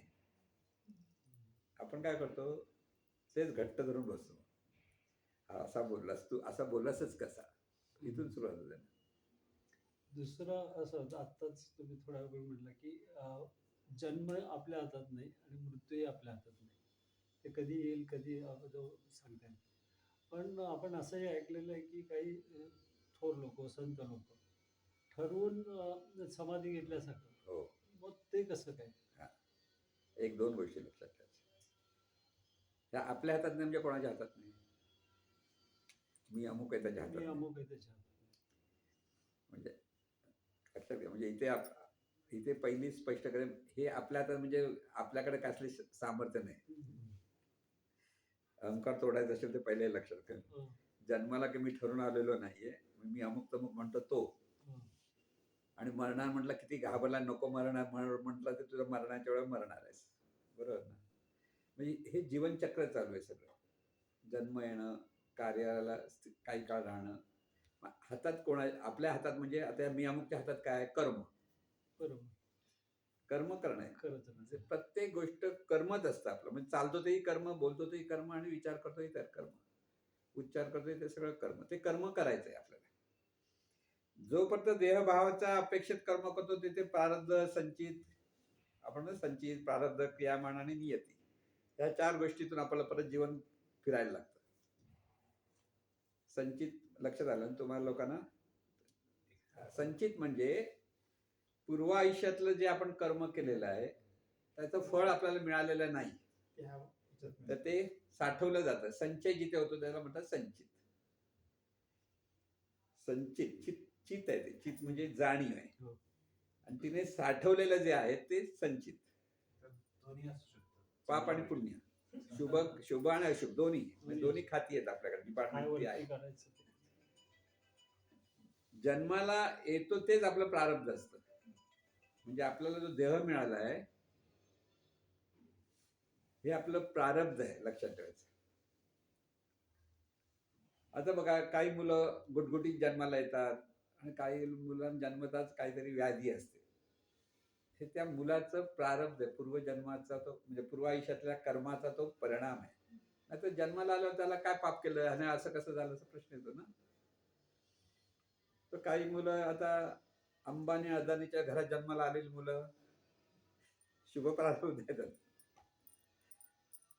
पण असं नाहीये, आपण म्हणतो बघ ऐश्वर्याच्या बाबतीत म्हणतो, बाकी असं काही त्याचा मोठा भाग नाहीये. पण प्रत्येकाला परिस्थिती वेगळी वेगळी मिळते, ते त्याचं प्रारब्ध आहे, म्हणजे पूर्व आयुष्यातला त्या कर्माचा तो परिणाम आहे, म्हणून त्याला संचित म्हणतात. ते पाप आणि पुण्य ह्या अंगाने आपल्या ठिकाणी असतात. पाप म्हणजे कर्माचा एक सूक्ष्म ठसा, पाप म्हणजे ती एक शक्ती आहे. परत लक्षात ठेवा, पुण्य म्हणजे पण शक्ती आणि पाप म्हणजे पण शक्ती. ती शक्ती प्रारब्ध रूपाने आपल्याला परिस्थिती देते. म्हणजे चांगली परिस्थिती, वाईट परिस्थिती, सगळ्या ज्या परिस्थिती आपल्याला समोर येतात, सगळी माणसं आपल्याला भेटतात, हे सगळं आपलं प्रारब्ध आहे. नवऱ्याचं प्रारब्ध बायको आहे आणि बायकोचं प्रारब्ध नवरा आहे. कळलं ना? म्हणजे त्या प्रारब्धाने आपल्याला सगळ्या गोष्टी मिळतात. हे सगळं देहभावातून असलेल्या माणसासाठी केलेलं हा सिद्धांत आहे, लक्षात. देहभावातून म्हणजे आपण सगळे देहभावात, आणि हे सगळं आहे आपल्याला. ही आपली नाती गोती हे सगळं जे आपण ठरवतो ही देहभावातून आहे, त्याच्यातून आपण ठरवलेलं असतं. आणि म्हणून ह्या प्रारब्धातून परत प्रारब्ध वाटायला आल्या, मग त्याप्रमाणे आपण कर्म करतो, चांगलं वाईट परत. म्हणजे एखाद्याला खूप पैसे आहेत, ऐश्वर्य आहे, पण त्याचा तो वाईट उपयोग करतोय, तर त्याचं ते दुष्कर्म आहे, त्याच्या वाट्याला परत पुढे लगेच नाही मिळालं तर काही काळानंतर त्याला परत वाईट परिणाम मिळतात. तर ती असते ती नियती. पण हे जर पाप पुण्य कर्मातून, आत्ताच्या कर्मातून जे जमवलेलं आहे ते जर परत फळाला नाही आलं तर ते जातं कुठे? प्रारब्ध, संचितामध्ये. संचित म्हणजे साठा, पाप पुण्य. देशपांडे बाबतीत तेच म्हणतात ना, ते बाणाच्या शयेवर झोपले ते, हा. त्यांनी विचारलं हो, हो. कशामुळे झोपलो, तर त्यांनी सांगितलं मागे मागे मागे मी 7 जन्माच्या मागे 7 जन्माच्या मागे जा, तेव्हा तू बाण मारला होता आणि तो सडा जाऊन निवडुंगाच्या झाडावर पडला. म्हणजे इथे फक्त काय आपल्याला लक्षात घ्यायचं, कर्म सिद्धांत हा, म्हणजे कर्माचे चांगले वाईट परिणाम आपल्याला मिळत असतात. मग प्रश्न असा पडतो, वाल्याने एवढ्या लोकांना मारलं आणि ह्या जन्मात त्याचं कसं काय भलं झालं? बरोबर ना? कर्म सिद्धांत आपल्याला मिळालं पाहिजे. इथे वाल्याने नारद मुनीला समर्पणच झाला, समर्पित झाला. म्हणजे बघा ही नेहमी लक्षात, ही जी तामसी माणसं असतात ना, म्हणजे पटकन रागावणारी, चिडणारी, भांडणारी, त्यांना जर एखादा चांगला मार्गदर्शक मिळाला ना, की ते टोटली पटकन समर्पित होतात. पण सज्जन म्हणून आपण जे म्हणतो ते पटकन समर्पित होत नाही. उदाहरण आहे वाल्या, नंतर बुद्धाच्या काळातला अंगुलीमल. म्हणजे इथे मग पाप कुठे गेलं, तर जेव्हा ते साधनेतून, म्हणजे इथे दोघांनाही सद्गुरू भेटले, दोघांच्या तिथे बुद्ध भेटले, इथे नारद मुनी भेटले, आणि नारद मुनीने जे मार्गदर्शन केलं ते त्याला बरोबर कळलं, आणि त्याच्यातून त्यांनी स्वतःचा देहभाव बाजूला गेला, तर त्याला प्रारब्ध राहिलं नाही. म्हणजे ते असतं जातं असं म्हणता येईल ना, पण त्याच्यावर परिणाम होत नाही, ते प्रगट होत नाही. पण नंतर वाल्मिकी होते. बरं, त्यांची बायका मुलं कुठे होते हा प्रश्न कोणी विचारत नाही त्यांना. त्यावेळेला होते, मग गेले कुठे? म्हणून म्हटलं याच्या गमतीदार आहे ती सर. पुराणा वाचताना फक्त बोध घ्यायचा असतो, बाकी काही त्याच्यावर विचार नाही करायचा जास्त. मागच्या शिबिरामध्ये आलेला अनुभव आणि त्यानंतरचं जे काही मी सातत्य मेंटेन केलेलं आहे, निळकंठ सकाळी जे लावतो त्यातनं असं की बऱ्याच वेळेला कॉन्सन्ट्रेशन चांगलं होतं साधनेमध्ये, लक्ष लागतं, कुठं आहे ते कळत नाही, आणि तो जो अनुभव आहे कुठं आहे ते कळत नाही, तो वर्णन करताच येत नाही. आणि काय काय वेळेला असा दिवस येतो की बसलेलो असतो पण लक्ष लागत नाही. म्हणजे काहीतरी सारखीच चोळपूळ चालू असती, कुठं मोबाईल मध्ये, कुठं विचार दुसरीकडेच वगैरे असतं. मग हे जे कॉन्सन्ट्रेशन आहे, सातत्य आहे, कॉन्सन्ट्रेशन आहे, जो अनुभव येतो तो जर मेंटेन करायचा असेल, आणि त्याला जो मी म्हणेन एकरूप जो झालेला असतो मी, मग तो अनुभव वेगळाच आहे माझ्यामध्ये. मग ते जर वाढवायचं असेल, मग त्याच्यासाठी सातत्य हे एकच आहे का अजूनही काही केलं की? इथे सद्गुरूंवर अधिक प्रेम करता आलं पाहिजे. जितका सद्गुरूंप्रती प्रेमभाव वाढत जाईल तितकी साधना वाढत जाईल. मग सद्गुरूला रूपातून पाहायचं, पण त्यानंतर स्वरूपाचं मुखच. म्हणून सद्गुरू ही व्यक्ती नव्हे, ती दिव्य शक्तीच आहे, देवच आहे. असं जे आपण सद्गुरू हा देव, हा जो बोध असतो ना, तो जो साधक मनामध्ये धारण करेल पुन्हा पुन्हा, तो व्यक्ती म्हणून पाहतच नाही, तो देव म्हणूनच पाहतो, असा जो भाव येतो. म्हणजे तू कधी त्या शरणागतीमध्ये येतो, खरं सांगा म्हणजे. म्हणून इथे आपला मीपणा जर घालवायचा असेल तर सद्गुरूचं सतत सातत्याने अस्तित्व अनुभवण्याचा प्रयत्न करायचा. माझं अस्तित्व नाही, तर हे सद्गुरूचं अस्तित्व आहे, हा जो भाव आहे ना.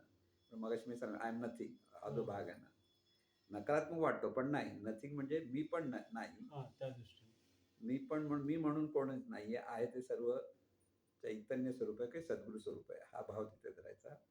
आणि सद्गुरूंशी कनेक्ट होत राहा, की सद्गुरूंचं रूप पहा, तुमच्यामुळे हे चाललंय, तुमच्यामुळे चाललंय, हे सतत आपल्या मनामध्ये चिंतन पाहिजे प्रत्येक कृती, की तुमचं कॉन्सन्ट्रेशन. कारण त्या लेवलला जेव्हा तुम्ही पोहोचाल त्या बाह्य विषयांपासून आपोआप वैराग्य आहे. अलिप्त म्हणत नाही. वैराग्य म्हणजे हे हवंच आहे हा आग्रह राहणार नाही, किंवा नको असाही आग्रह राहणार नाही. आपल्याकडे काय असं हे हवं किंवा नको असं दोन गोष्टी वाढवतो ना आपण. जे मिळालं ते सगळं आनंदाने घ्या, नाही मिळालं तरी आनंद, असलं तरी चालेल, नसलं तरी चालेल. महाराजांनी हे झालं, असलं तरी नसलं तरी चालेल, म्हणजे वैराग्य. म्हणजे कोणत्याही गोष्टीचा आग्रह नाही आहे, प्रत्येक परिस्थिती सहज स्वीकारण्याची वृत्ती तयार होते, आणि त्याच्यातून आपल्या विचाराची शृंखला थांबते. हवंच आणि नकोच इथे आपलं अडकलेलं असतं. म्हणजे टेन्शन म्हणजे काही असं केलंच पाहिजे हा भाग असतो ना. आता ऑफिसमध्ये त्याला हे केलंच पाहिजे, नाही केलं तर परत डोक्याला ताप असतो. आता हे करायचं की न करायचं असा प्रश्न पडेल त्याला. बसलास की सगळं सोडून द्यायचं, ऑफिसला गेलं की सगळं धरायचं परत, कळलं ना. म्हणून ह्या सगळ्या गोष्टी, ही जाणीव जी आहे आपली, म्हणजे आता परत एक लक्षात आहे, ही जाणीव तीन लेवलला आहे. म्हणजे पहिली एक देहातून ती कार्य, म्हणजे देहाच्या द्वारे तिला कार्य करावं लागतं, म्हणून देहाचं अस्तित्व तिने मान्यच केलं पाहिजे. अमान्य करून मी देह नाही असं नाही, देह आहे, पण जाणणारं तत्व वेगळं आहे. ह्या दोन गोष्टी फक्त समजून घ्यायच्या. पण देहाच्या अपेक्षेत सगळा देहधर्म तुम्हाला सांभाळायलाच पाहिजे. तिथे पण दुर्लक्ष केलं तरी ते दुष्कर्म आहे. म्हणजे आता देहाची काळजी घ्या, साधं देहाची काळजी म्हणजे खरोखर थोडा व्यायाम करता तर व्यायाम करा, ते अन्न आपल्याला पचतं तेवढं खा, हा देहधर्म आहे, दुसरं काय आणखी नाही. मग देहाची काळजी घेणं हा देहधर्म. मग देहाच्या अपेक्षेत आपण आता ज्या कुटुंबामध्ये राहतो तो कुटुंब धर्म आला, ज्या ऑफिसचं काम करतो तो धर्म आला. म्हणजे हे सगळं कर्तव्य धर्म आहे. पण ते कर्तव्य धर्म कसं करायचं? अत्यंत प्रेमाने कर, मनापासून कर, आणि त्याच्यातून सर्वांचं हित झालं पाहिजे हा विचार कर. माझ्यासाठी नाही, इथे माझे पण नाहीये. इथे हे सर्व कर्तव्य धर्म आहे. आणि हे कर्तव्य धर्म जे करायचं ते मनापासून करावं, तिथे अगदी झोकून करावं, पण ते इतरांच्या हितासाठी, माझा पगार वाढण्यासाठी नाही.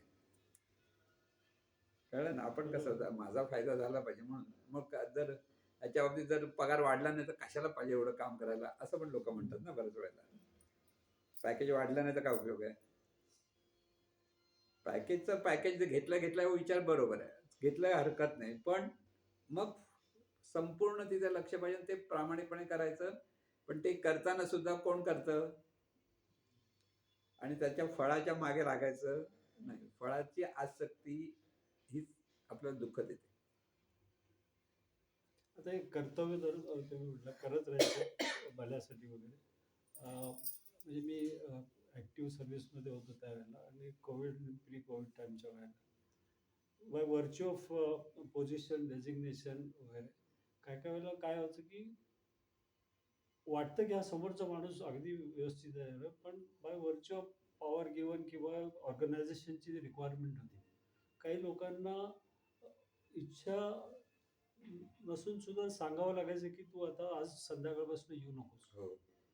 तर मला करावं लागलं बऱ्याच वेळेला, आणि त्याचा मला त्यावेळेला त्रास व्हायचा.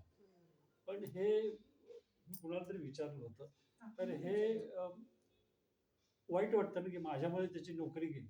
पण हे जर आपण आता तुम्ही म्हणता तसं कर्तव्य धर्मातनं बघितलं, बरोबर आहे ते.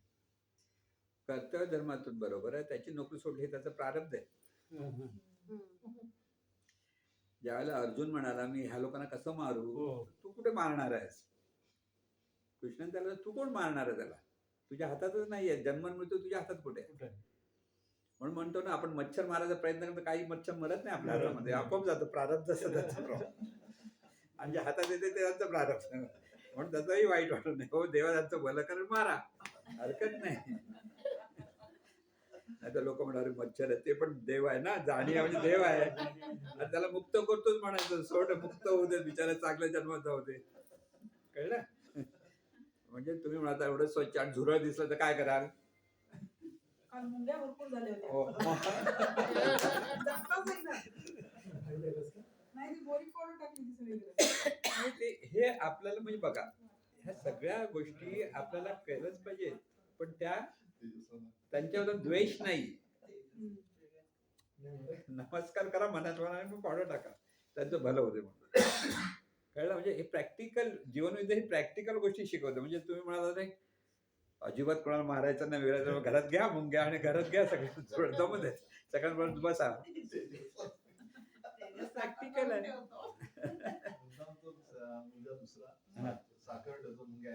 हो. आणखीन येतात आमंत्रण या.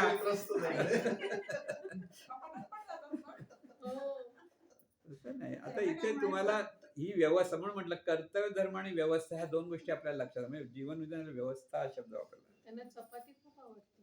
ती व्यवस्था म्हणून तुम्ही ज्या लक्षात घ्याल, तुमचं जीवन हे एक व्यवस्था आहे. आपलं जीवन हा शरीर एक व्यवस्था आहे, हे घर ही व्यवस्था आहे. त्या व्यवस्थेमध्ये नाग आला तर ती व्यवस्थेला चालणार. ती नाग ही व्यवस्था, पण तिची व्यवस्था पुढे गेली पाहिजे जंगलात.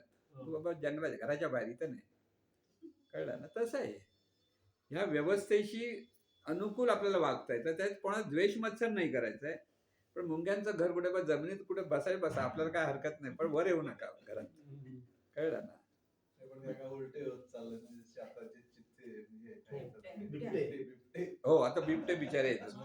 त्यांच्या इथे आपण गेल्यामुळे ते हो आपल्याकडे सगळं बरोबर, पण आता तुम्हाला आता जरी आता व्यवस्था आहे म्हणून तुम्हाला ते सगळं सांभाळच लागणार ना, ते येऊ द्या म्हणायचं, घेऊन जा कोणाकोणा घेऊन जायचं. सर घरात पाल आले तर मारायचे का त्याला हाकलून द्यायचे? हकलणं बरं, मालेला कशाला मारायला पाहिजे आपण तिला. मंदिर येतो तो त्याला- मारायला सांगतो ना. हो त्याला नमस्कार करा फक्त, बाबा तू आला तर तुम्हाला पळवता आलं तर पळवा, पण पळवताना आलं तर आता तुम्ही त्याला हुल हुल हु हु हुश करता काठी लागलं मरेल तो. नाही होतं ना, म्हणत तो. नाही मरत. त्याचं प्रारब्ध असतं. माझे एक मित्र होते BRC मध्ये ना उंदरावर प्रयोग करायचे. ते म्हणे उंदीर मारणं अगदी सोपं आहे म्हणाले. त्यांनी काय सांगायचे, 2 कानफड आणि शेपटी खेचायची, पटकन मरतो. पण ते पकडायला हिंमत पाहिजे. तो आला पाहिजे ना आता. हा, येतच पण नाही ते तो. प्रयोगशाळेत ते बिचारे पकडलेले असतात ना. शांताराम यादव तो त्याच्यावर प्रयोगच होता, उंदरानं प्रयोग BRC मध्ये होता ना, संशोधन करण्यासाठी काय असेल त्यांचं. पण एकदम सोपं म्हणजे कान असे पकडला आणि शेपटी अशी खेचली ना की त्याचा कणा मोडतो असं पटकन. पटकन मरतो. असो जाऊ दे, भले तिकडे विषय चाललाय. नाही, आपण आता बंद करू. भूक लागली. भूक लागली नाही, थोडा वेळ. ताटवाडीपर्यंत थोडा वेळ जाईल ना म्हणून. चालेल. आम्ही साधनेच्या अँगलने अजून एक असं हा. आता या फोरम मध्ये विचारायचं का नाही तरी विचारतोच मी. पोस्ट पहिलं या आधीचं शिबिर आणि आज मला बऱ्याच वेळेला असं झालंय की न सांगता कोणी, न मी बघता, न कानावर येता काही गोष्टी कळतात. हम्म. पण त्या पॉझिटिव्ह दृष्टीने घ्यायच्या का तर भ्रम आहे माझा. पॉझिटिव्हली घ्यायचं, देवाचं आहे. जरी काही गोष्टी आवडल्या नाहीत अशा पण गोष्टी कळतील ना, हो. तर तिथे मी कोणच नाहीये. ते मला थोडक्यात म्हणायचं की समोरचा माणूस काय ह्या आधी वागला किंवा कुठं गेला किंवा काय बोलला ते थोडंफार कळतं. म्हणजे तो भ्रम नाही ना. नाही, पण त्यात जास्त गुंतायचं नाही. हा ते पण आहे. पण तुम्हाला आतून जाणवतं. तर ते तसं झालं ना तर एकच एवढंच लक्षात ठेवायचं की अशी सर्वत्र ह्या गोष्टी घडतातच आहेत. हो करतो. असं काय नाही, जनरल आहे. प्रत्येकाचं बोलणं, काही ना काही याच्यातून बघणं. एकदा वेळा असं झालं तुम्हाला कसं कळलं? हो. माझा प्रश्न आहे. पण कळतंय तिथपर्यंत त्याच्यातून चांगल्या गोष्टी करता येतात तर चांगलं. साईबाबांना कळायचं, साईबाबांच्या गोष्टी आहे ना, साईबाबांच्या ह्याच्यात वाचलं असेल तर तुम्हाला माहिती असेल. त्यांच्याकडे अशी समजा लोक रांग लावायचे त्या काळात, यायचे लांबून लांबून यायचे त्या काळात. आणि रांगेतला माणूस काहीतरी विचार करायचा ना तर तिथे बोलायचे, पण दुसऱ्याला बोलायचे, त्याला नाही बोलायचे. त्याला कळायचं अरे हे माझ्यासाठी सांगतात. म्हणजे एकदाच एक असं होतं, एक फकीर होतं, फकीर आलं दर्शन. आणि फकीर आता मी पण फकीर आहे, हे पण फकीर, काय मोठं एवढं मोठं आहे. तर तिथे झेंडा बघितला त्याने, झेंडा लावला होता ना आपलं त्या, कारण बरेच हिंदू हे होते ना भक्त, झेंडा पण होता. फकीर आहे, झेंडा कशाला लावला? इथे हे बोलायला आले, अरे झेंडा कशाला लावला पाहिजे? त्याला अरे आपल्या मनातले विचारायला कळतात. पण ते पॉझिटिव्हली घ्यायचे, ते त्याच्या फायद्याचं काय असेल त्यासाठी उपयोग करतात. एक लक्षात, त्याच्यात त्याचं हित झालं पाहिजे. जरी तो चुकीचा वागतोय की बरोबर वागतोय की चांगला वागतोय वाईट वागतोय, पण त्याच्या हिताचं काय होईल हा भाग करा. त्या पद्धतीने आपल्याला सांगता आलं तर सांगावं, नाही तर त्याचं भलं व्हावं म्हणून शांत बसावं. जाणीवेमध्ये असे डेव्हलपमेंट होते, व्हायब्रेशन जाणताय. व्हायब्रेशन त्याची सगळं, म्हणजे हे सगळी शक्ती प्रत्येकाच्या जाणीवमध्ये, पण ती डेव्हलप होत जाते तसं तसं.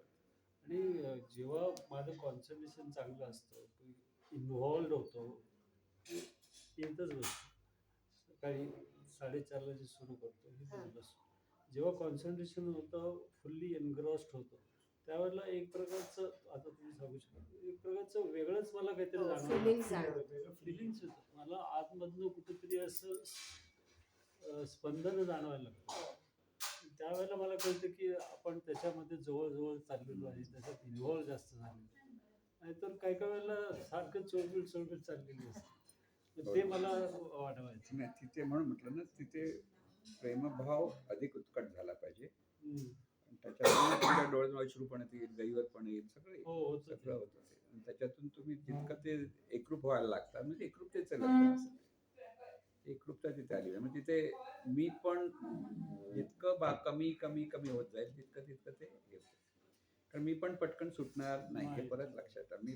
मी मगाशी एवढी उदाहरणं दिली ती सगळी चांगली मंडळी होती त्यांची सांगितली हो. की ते तसं होतं. पण काका ते तुम्ही म्हणता ना की ते आहे ते चैतन्य, दिसते ते चैतन्य, जाणते ते चैतन्य, हा जे वाक्य आहे, जर का ते आपण काउंटरवरती म्हटलं, आता हो. मी तर असं करतो की एक तर म्हणजे अल्टरनेटिव्ह करतो, एक तर देवांचं भलं कर, देवांचं ह्याचं एक वाक्य करायचं, किंवा हे काउंटरवरती म्हणायचं. त्याने आपला भाव धरायला मदत, म्हणजे ते एनग्रॉस होतो हो. का? म्हणजे आहे ते चैतन्य तिथे भाव धरायला उपयोग पडतो. हा. देवांचं भलं कर म्हटलं की आपण एक सद्भावनेतून म्हणत असतो. हो. इथे भाव आणि भान हा महत्वाचा शब्द आहे. इथे आहे कोण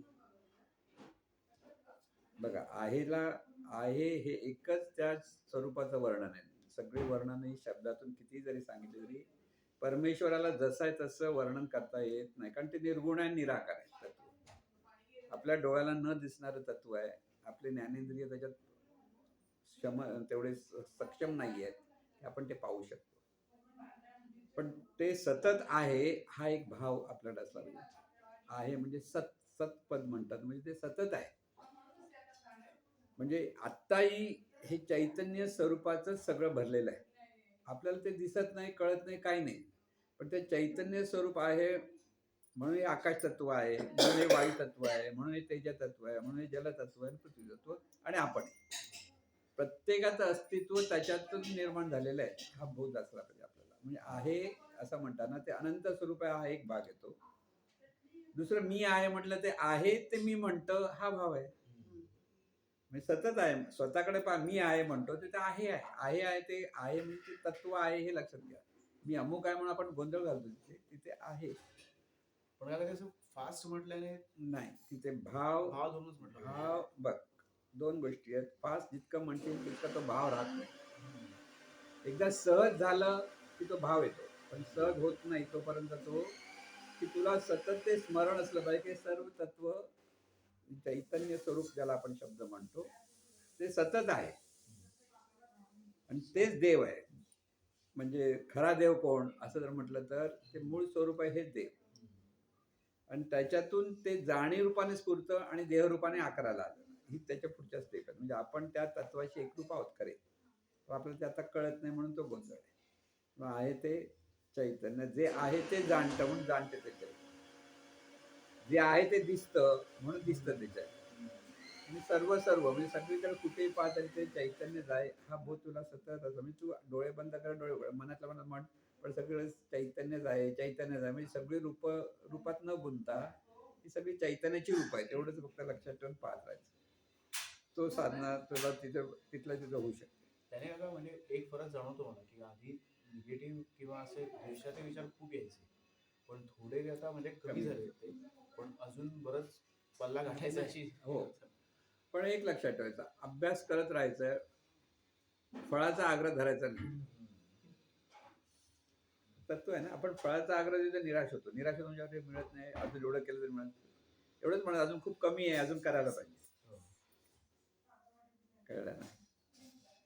आपल्याला हे अधिक व्हायला पाहिजे, ही भावना असते. म्हणजे अधिक म्हणजे हे कोणाला दाखवण्यासाठी आपण करायचं नाही. परत लक्षात, दाखवण्याची गोष्टच नाही. ते आहे ते आपल्या स्वतःला सुधारण्याची गोष्ट. स्वतःला सुधारायचं, बाकी काय नाही करायचं. तो भाव असा धरायचा, म्हणजे आता एक सद्गुरू म्हणतात ना की तुम्ही तो भाव येईलच म्हणे, तुम्ही म्हणत राहा. ते भलगरची ती क्लिप ऐकतो ना मी, त्यात त्यांनी म्हटलंय की तुम्ही म्हणत राहा, तो भाव येतो. मला वाटतं की तसं म्हटल्याने येईल का भाव, का असं म्हणजे विचारातून येतो, विचारातून भाव निर्माण होतो ना. भाव येतो कुठून?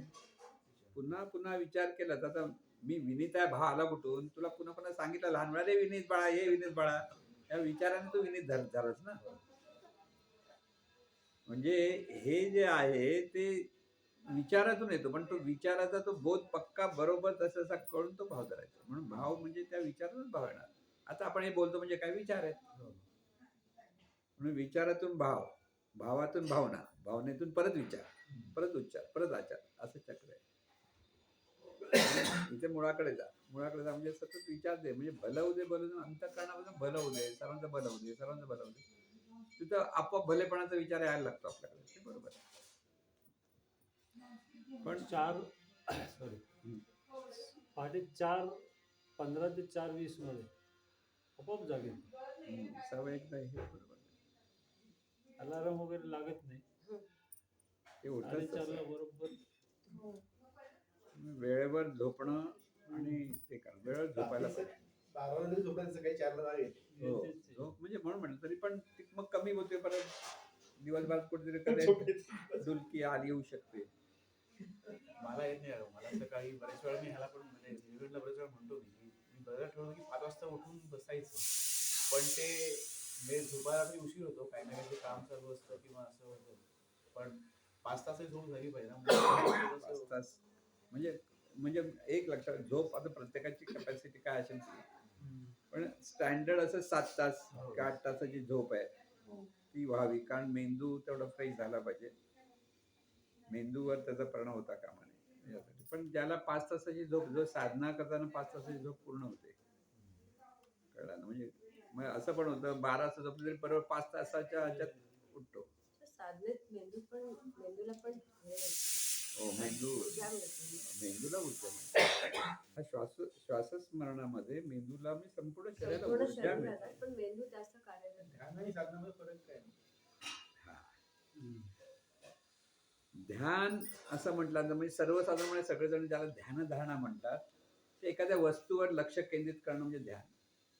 म्हणजे आता ब्रह्मकुमारी ते लाल असं ठेवतात आणि तिथे बघत बसा. ब्रह्मकुमारीमध्ये असं आत्मा आहे, आत्मा आहे, आत्मा आहे करत असं काहीतरी आहे. म्हणजे मला एवढं माहिती आहे काय लाल दिवा असतो त्याच्यात.